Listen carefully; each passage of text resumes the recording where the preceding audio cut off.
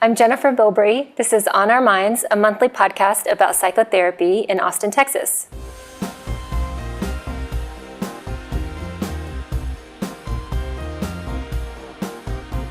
Today I'm interviewing Michelle Bohls.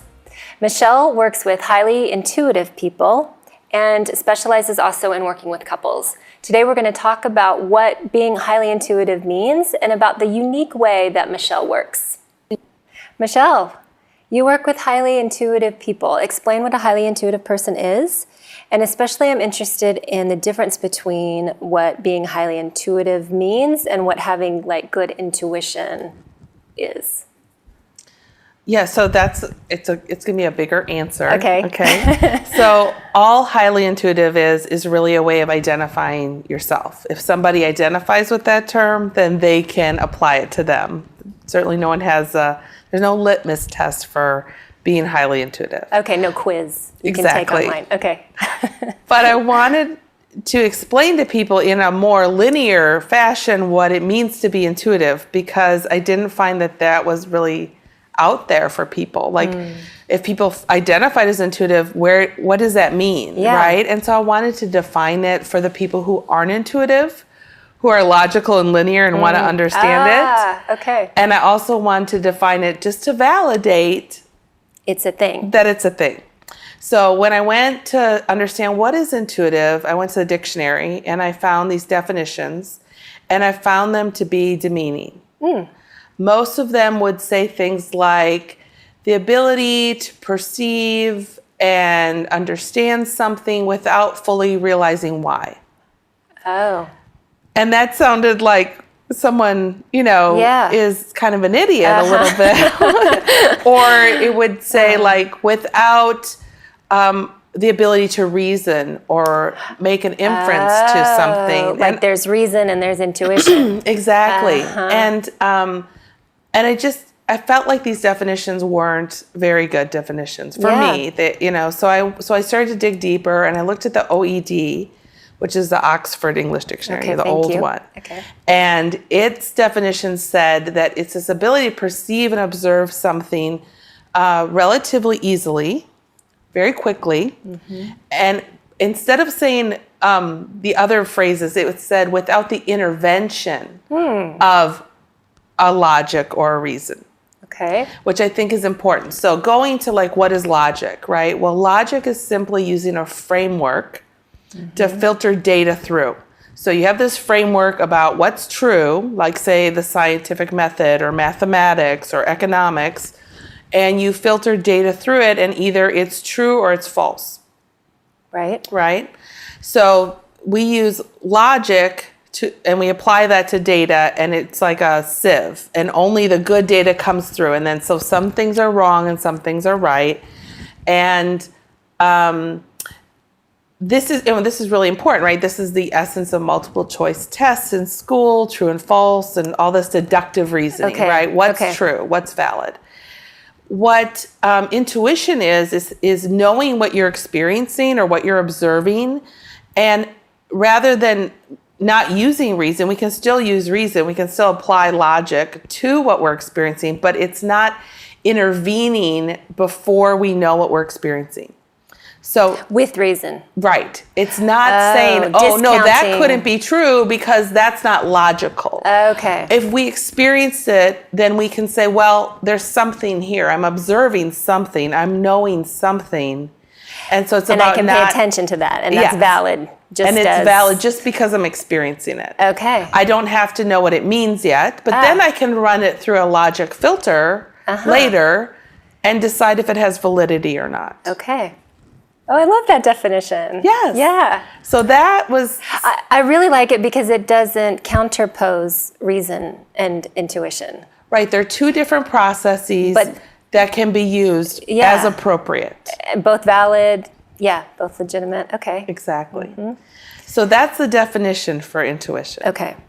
I also like to talk about the etymology of it. All right. Okay. So this is, what did the word mean originally? What's the ancient meaning of the word? Yep. So in the word intuition is tuition, which is, we think of that as like the money we pay for an education. Right. But what it really is the act of educating. So that's sort of like people in the UK will use tuition to mean the act of getting an education. I did not know that. Okay. And then within tuition is tutor, right? To tutor someone. And so tutoring, to teach. But also the ancient meaning was to be a guardian of. Oh, like mentoring. That's right. The tutors, you had apprenticeships. You didn't just teach knowledge, but you were in charge of all of their care and well-being. Oh, wow. So intuition is an inner tutor who's in charge of our well-being. That. That gave me chills. Inner guidance system. Okay. So our intuition is this inner guidance system that's meant to teach us and guide us and protect us. So that's what intuition is. Okay. And then what does it mean to be a highly intuitive person? Yeah. The way I define that is that highly intuitive people have 3 natures. And by nature, I mean this is just our natural way of being and experiencing the world. The first one is receptivity. So we're very receptive to getting information in all kinds of ways. Okay. There are 3 traits that I talk about as being receptive. Like Michelle, more flexible in how we get information. Well, it varies with different people. So I want to talk about the 3 traits. Okay. So the 3 traits of being receptive are a sensory sensitivity.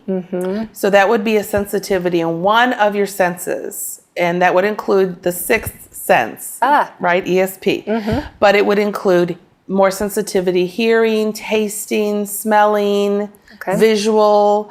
And then within those sensitivities, you could have like, when your visual sensitivity may be that you experience the world more 3D, right?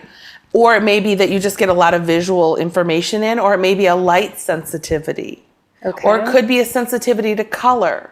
Like lots of different variations. And then even within there, you can have multiple sensory pathways. So when I hear music, I experience color that goes with the notes. I was just thinking of synesthesia. Yes. Yeah, okay. So that's another sensory sensitivity. All right. I was just interviewed for a documentary called Please Be Quiet on misophonia. Oh, never heard which of this. means hatred of sound. Oh. And this is somebody who is very sensitive to sound, and certain types of sound cause them psychological distress. Okay. Like 80% of misophonias, or misos as they sometimes refer to themselves, have a real aversion to the sound of chewing. Oh, interesting. Yeah. Okay. So sensory sensitivity. So you're receptive to some way that information's coming in, through the neocortex, through the cortex, into the brain, and you're just getting a lot of that data. It could be that you don't have good filters, like your brain, and that's not a bad judgment call, but just you don't filter out information. Or it could be that you just have a really intense antenna. You can really pick it up. Okay. Some variation of those different things. On either multiple levels or one thing specifically. Exactly. Okay. Exactly. So there's a greater receptivity in the senses. Okay. Then there's empathic entrainment. That's the second trait, which I love that word, entrainment. Yeah. I've always loved that word. I do too. I had to squeeze it into one of these traits. But that just means, to become in sync with one's environment, right? To attune to. And so empathic entrainment is that you're going to feel other people's feelings. You're going to pick up on feelings either that they're having now or that they've disowned. That you're going to somehow get information about them, either literally feeling them or somehow knowing that something's going on with them. Okay.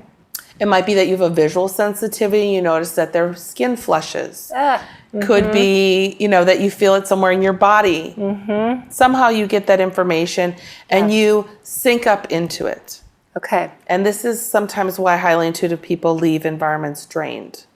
Because they will sink into the high energy of a Kia and all the sensory stimulation, but then leave just exhausted. Oh, wow. Okay. And it could also be that they just collected a bunch of information, a lot of emotional disowned information. From the people there. And so now they have to find a way to discharge or metabolize all the emotions that they picked up. Okay.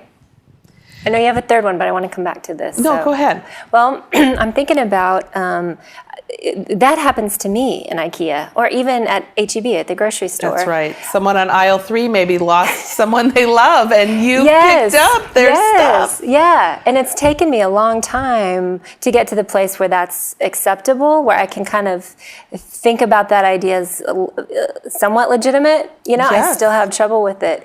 But I've thought about that as high sensitivity. Well, there's really, highly intuitive. I mean, in my opinion, anybody who's highly sensitive is likely intuitive. Okay. But the reason I go to intuition is because not everyone who's intuitive would identify as highly sensitive. Okay. That somebody like myself, I do identify as HSP, but I have warriored up. I have protected myself because of my childhood history from vulnerability. And so I present more ADHD. And so, you know, I'm highly intuitive. I certainly have a sensitivity, but I don't maybe look exactly like HSP like you might think. So Steve Irwin is a great example, you know, the crocodile hunter. Do you remember him? Oh, yes. Huge sensitive, right? Really? Can read animals, can talk to animals, right? Yes, right. But you don't think of him as being highly sensitive in that frame. Right. So I think highly intuitive people, it's a little wider berth. Yeah. Now, Elaine Aron's work is amazing, and I think over time, she has started to realize that her frame of highly sensitive people really fell more under introversion. And she's tried to make room for the extroverted sensitives. Right? Right. And so I think we're really talking about a lot of the same thing. Okay. But I just want to bring intuition into the conversation. Yeah. She mentions it in all of her work as HSPs being very intuitive. Yeah. But still doesn't define what that means. So that was sort of where I feel like my contribution is let me define what that means to be intuitive. Okay. What I find so helpful about Elaine Aron's work, especially with the couples I work with, is that there's a source I can point to that says there is research here. That's right. This is legitimate. This is valid. If you're the non-HSP living with an HSP, you can know this is a real thing. It's not. I'm not making it up. Right. She or he's not making it up. Yes. Yeah. I want to talk about that. Okay. Do you want to talk about that now? Yeah, let's talk about it. Okay. So I'm super ADHD, so I'll come back to those other traits and we'll keep going in just a little bit. So in my work with couples, what I have found is that if one person is that HSP, how I think about that is that's like an archetype of the poet, you know, that kind of archetype. And they're usually paired with the archetype of the warrior. And that the warrior is equally sensitive, but they have just a different adaptation. Yeah. And that they have these gifts. So they come together because they both feel a little invalidated by the world. Yes. Misunderstood. And here you find somebody and, oh, you understand me. And you have all these gifts that I have lost touch with. And so we can come back together, right? And that's what all good couples and relationships are meant to do, I believe, is to bring us back into wholeness. Yes. And that our partner carries our lost parts. Yes. So the poet's lost part is power and voice. Okay. The warrior's lost part is vulnerability and empathy. Okay. So when I'm working with couples, if I can help the HSP develop voice and a sense of validity and a sense of empowerment, and I can help the warrior person develop a sense of compassion and empathy and just slow down a little bit, then we can come into wholeness and grow. Well, say more about how to do that, because one of my questions was, how do you create a culture in your family or in your marriage that encourages both parts? Right.